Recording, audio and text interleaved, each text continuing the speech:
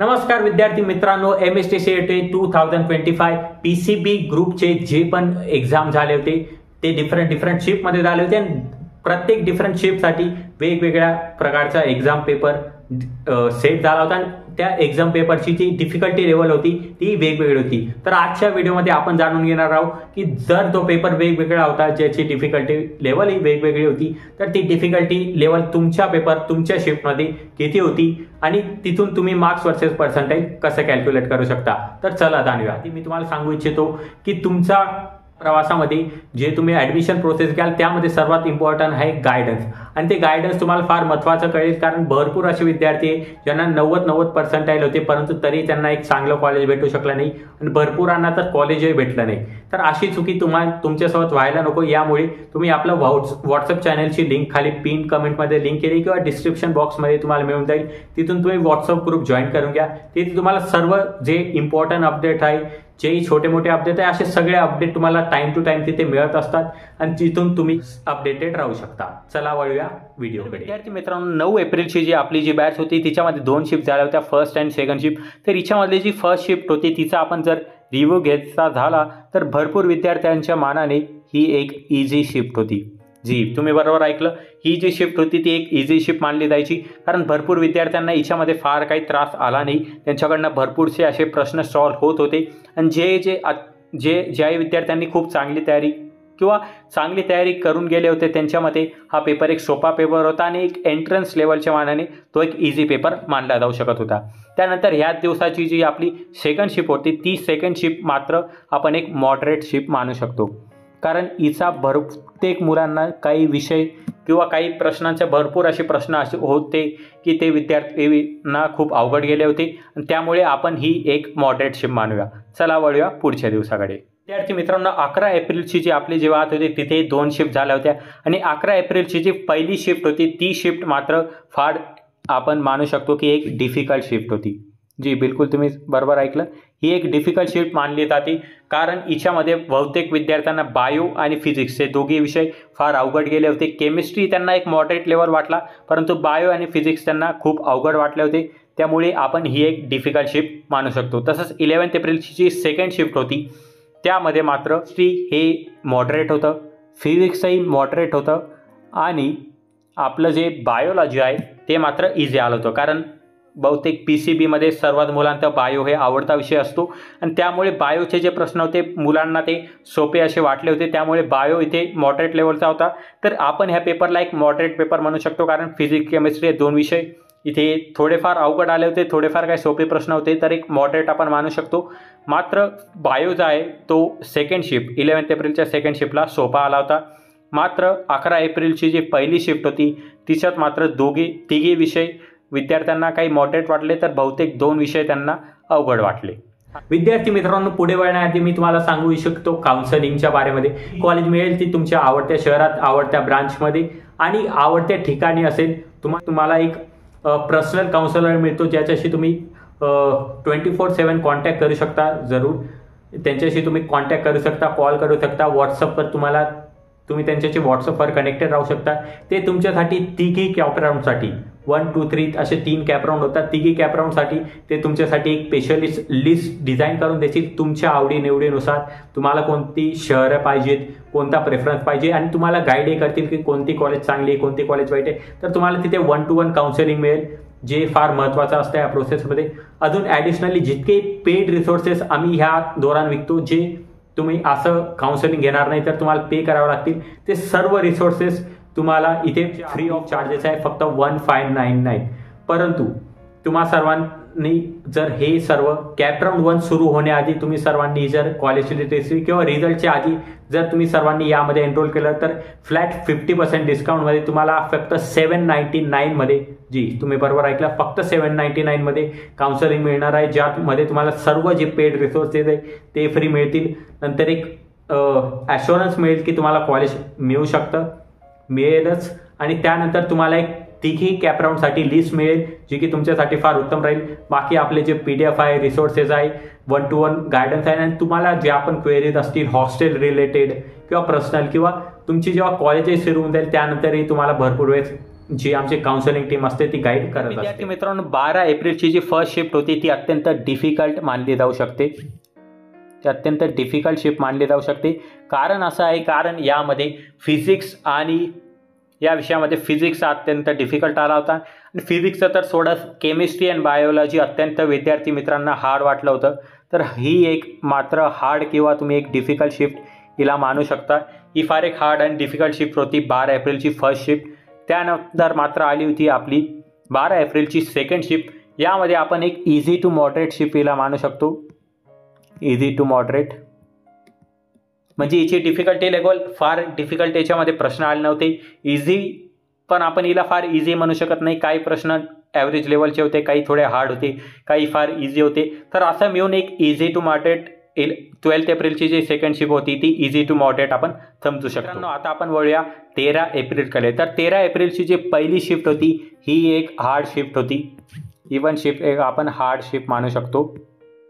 हिचं कारण असं, ही हार्ड का मानली जात होती, कारण याच्यामध्ये केमिस्ट्री आणि बायोलॉजी हे मॉडरेट लेवलवर आले होते.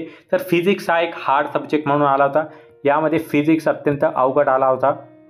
त्यामुळे आपण हिला एक हार्ड टू मॉडरेट शिफ्ट मानू शकतो. मॉडरेट टू हार्ड, पण आपण हार्ड जरी कन्सिडर केलं तरी आपण काही चुकणार नाही त्यामध्ये.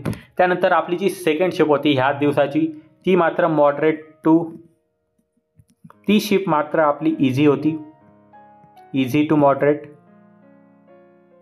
म्हणजे यामध्ये तसं जसं 12 एप्रिलच्या सेकंड शिफ्टला आलं होतं की काही विषय सोपे, काही विषय अवघड, काही प्रश्न सोपे आले होते, काही विषय ज्या विद्यार्थ्यांचा त्या विषयाचा अभ्यास पक्का होता त्यांना ते अत्यंत सोपे गेले, काहींना ते अवघड गेले, काहींना ते समजायचे नाही समजायचे. तर असा विषय होता. तर 13 एप्रिलची जी पहिली शिफ्ट होती ती मात्र हार्ड होती. त्यामध्ये फिजिक्स अत्यंत अवघड आला होता. मात्र बायो आणि केमिस्ट्री त्यामध्ये मॉडरेट लेवलचा होता. तसंच 13 एप्रिलची जी सेकंड शिफ्ट होती ते एक इझी टू मॉडरेट शिफ्ट मानली जाऊ शकते. विद्यार्थी मित्रांना आता विषय करायचा झाला तर 15 एप्रिलचा. तर 15 एप्रिलची जी बॅच होती ती मात्र एक मॉडरेट टू डिफिकल्ट होती. एक मॉडरेट टू डिफिकल्ट बॅच आपण म्हणू शकतो, किंवा मी याला एक इझी सुद्धा म्हणेल. इझी टू मॉडरेट आपण हिला म्हणू शकतो 15 एप्रिलची फर्स्ट बॅचला. कारण इथं ॲनालिसिस केल्यावर भरपूर मिक्स ओपिनियन होते, परंतु त्यामध्ये असं आपण ग्राह्य धरू शकतो की बहुतेक विद्यार्थ्यांना हा पेपर सोपा गेला होता आणि ज्यांना सोपा नव्हता गेला त्यांना फार काही अवघड गेला नव्हता. तर त्यांच्यामध्ये हा पेपर जो आहे तो इझी देखील होता. म्हणून त्यामुळे आपण ह्या बॅचला आपण एक मॉडरेट टू इझी किंवा इझी टू मॉडरेट बॅच म्हणू शकतो. तसेच 15 एप्रिलची जी सेकंड बॅच होती ती मात्र मॉडरेट टू डिफिकल्ट होती. मॉडरेट टू डिफिकल्टच्या याचा अर्थ की फिजिक्स काही विद्यार्थ्यांना यात अवघड गेलं होतं, काहींना सोपं गेलं होतं. काहींना बायोमध्ये काही प्रश्न त्यांना लेंदी वाटले किंवा बायोचे काही प्रश्न मध्ये त्यांना काही विद्यार्थ्यांना कळलं सुद्धा नाही की प्रश्न काय होता. त्यामुळे 15 एप्रिलची जी सेकंड बॅच होती ती आपण मॉडरेट टू डिफिकल्ट मानू. आणि 15 एप्रिलची जी पहिली बॅच होती शिफ्ट बॅच किंवा शिफ्ट आपण काही म्हणू शकतो, त्यामध्ये ती आपल्याला इझी टू मॉडरेट आपण समजू शकतो. तर विद्यार्थी मित्रांनो, जसं की आपण पुढे वळतोच आहे, पुढे वळण्याआधी मी तुम्हाला अजून एक छोटी गोष्ट सांगू इच्छितो. आपला जो पण MST CETचा प्रवास असतो त्यामध्ये सर्वात इम्पॉर्टंट असतं कॉलेज सिलेक्ट करणं, आणि ते आपण कॅप राऊंड थ्रू करत असतो. तर या कॅप राऊंडमध्ये आपल्याला एक कॉलेजची लिस्ट बनवावी लागते आणि कॉलेज लिस्ट बनवण्यासाठी सर्वात आधी महत्त्वाचं आहे की आपल्याला कॉलेजेसचे नावं माहीत पाहिजे, कॉलेजांचा कोड माहीत पाहिजे आणि ते कॉलेजमध्ये आपल्याला जे पाहिजे ते अवेलेबल आहे का नाही ते बघणं खूप महत्त्वाचं आहे. तर अशा सर्व प्रॉब्लेम सॉल्व्ह करण्यासाठी तुम्हाला समजा स्पेसिफिक तुम्हाला पुण्याच्या कॉलेजेस पाहिजे तर तुम्हाला एक स्पेशल PDF पुण्यासाठी भेटेल, स्पेशल PDF मुंबईसाठी मिळेल. असे विविध शहरे जिथे खूप सारे कॉलेजेस आहेत, खूप सारे ऑप्शन आहेत, असे विविध शहरांमध्ये सुद्धा तुम्हाला ऑप्शन आपल्या PDFsमध्ये अवेलेबल राहील. ते तुम्ही पिन कमेंटमध्ये आपण लिंक क्लिक केली आहे तिथे जाऊन तुम्ही एक नॉमिनल फीस पे कराल. तर 16 एप्रिलच्या बॅचमध्ये जी आपली पहिली शिफ्ट होती ती मात्र आपली डिफिकल्ट मानली जाऊ शकते. आणि इथं डिफिकल्ट होण्याचा अर्थ असा, कारण यामध्ये फिजिक्स जो आहे तो अवघड आला होता विद्यार्थ्यांना, फिजिक्स फार अवघड गेला होता विद्यार्थ्यांना, म्हणून ही बॅच एक डिफिकल्ट बॅच मानली जाऊ शकते. कारण फिजिक्समध्ये भरपूर विद्यार्थ्यांचं असं म्हणणं आहे की एक तर त्यांना फिजिक्स समजतो किंवा फिजिक्समध्ये मार्क मिळतही नाही आणि निगेटिव्ह मार्किंगचाही चान्स असतो. म्हणून फिजिक्स हार्ड गेल्यामुळे, फिजिक्स डिफिकल्ट असल्यामुळे आपण 16 एप्रिलची पहिली बॅच ही डिफिकल्ट अशी मानू शकतो. आणि त्यानंतर 16 एप्रिलची जी सेकंड बॅच होती ती आपल्यासाठी मॉडरेट टू डिफिकल्ट होती. मॉडरेट टू डिफिकल्ट असं मी का म्हणतोय, कारण यामध्ये फिजिक्स आणि बायो हे दोघी डिफिकल्ट आले होते. फिजिक्स आणि बायो दोघे डिफिकल्ट होते, परंतु केमिस्ट्री यामध्ये सोपा आला होता. आणि दोघी विषय जरी अवघड असले, 2 विषय जरी अवघड असले, तरीही विद्यार्थ्यांचं ओपिनियन हे मिक्स होता. काहींना तो सोपा गेला, काहींना तो अवघड गेला. आणि एक ओव्हरऑल रिव्ह्यू घ्यायचा झाला तर 16 एप्रिलची जी सेकंड बॅच होती ती मॉडरेट टू डिफिकल्ट आपण म्हणू शकतो. आता आपण 17 एप्रिलचं जर बघायला झालं तर 17 एप्रिलची जी पहिली शिफ्ट होती ती आपण इझी टू मॉडरेट मानू शकतो. इझी टू मॉडरेट म्हणण्या याचा मागचा अर्थ असा, कारण ही जी शिफ्ट होती 1 एप्रिल, ही जी 17 एप्रिलची जी पहिली शिफ्ट होती ती काही विद्यार्थ्यांना सोपी गेली होती. आणि त्यामुळे विद्यार्थ्यांचं म्हणणं असं आहे की ही एक इझी शिफ्ट म्हटली जाऊ शकते किंवा इझी टू मॉडरेट शिफ्ट आपण म्हणू शकतो. विषय तेवढे अवघड आले नव्हते. यात केमिस्ट्री मात्र फार हार्ड होता, परंतु बाकी फिजिक्स आणि बायोमध्ये विद्यार्थ्यांनी भरपूर प्रश्न कव्हर केले होते. मात्र केमिस्ट्री जी 17 एप्रिलची जी फर्स्ट शिफ्ट होती त्याच्यामध्ये केमिस्ट्री मात्र हार्ड होता. आणि त्यानंतर बघायचं झालं तर सेकंड शिफ्ट जी होती ती मॉडरेट टू आपली डिफिकल्ट होती. यामध्ये फिजिक्स आणि केमिस्ट्री हे दोघी अवघड आले होते विद्यार्थ्यांना. त्याचे प्रश्न समजण्यात अवघड गेले होते प्रश्न समजण्यामध्ये, किंवा त्यांचं प्रश्न समजण्यामध्ये त्यांना अवघड गेलं होतं. आणि हा कट ठीक आहे.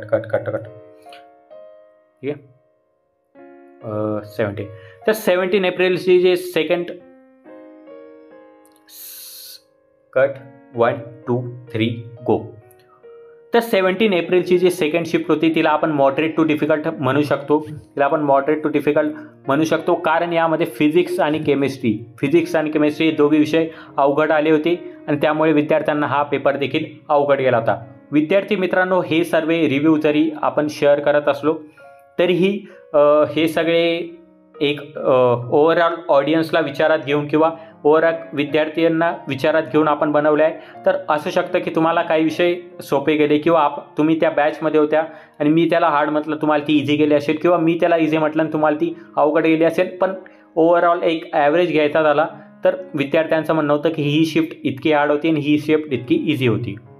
जाण्याआधी एक छोटीशी विनंती, जाण्याआधी चॅनलला सबस्क्राईब जरूर करा आणि कॉलेज जी लिंक आहे आपल्या व्हॉट्सअप ग्रुप त्याला जरूर जॉईन करा. अजून जर तुम्हाला कॉलेज लिंक पाहिजे असेल तर त्याची लिंक पिन केलेली आहे, ती जरूर चेक करा, तुम्हाला त्याने फार फायदा होईल. आणि जर तुम्हाला काउन्सिलिंगबद्दल काही डाऊट असतील तर ते तुम्ही विचारू शकता काउन्सिलिंग जॉईन करण्याआधी. तसंच काउन्सिलिंगचे सर्व फायदे मी तुम्हाला सांगितले आहेत. तरी तुम्हाला काही क्वेरी असतील तर तुम्ही जॉईन करू शकता आणि काउन्सिलिंग जॉईन केली तर तुम्हाला एक पक्का अश्युरन्स मिळतं आणि तुमचे खूप सारे टेन्शन कमी होऊन जातात स्कॉलरशिपच्या फॉर्मपर्यंत सगळे. तर जरूर त्याला अप्लाय करा. Thank you so much for watching. Ram Ram.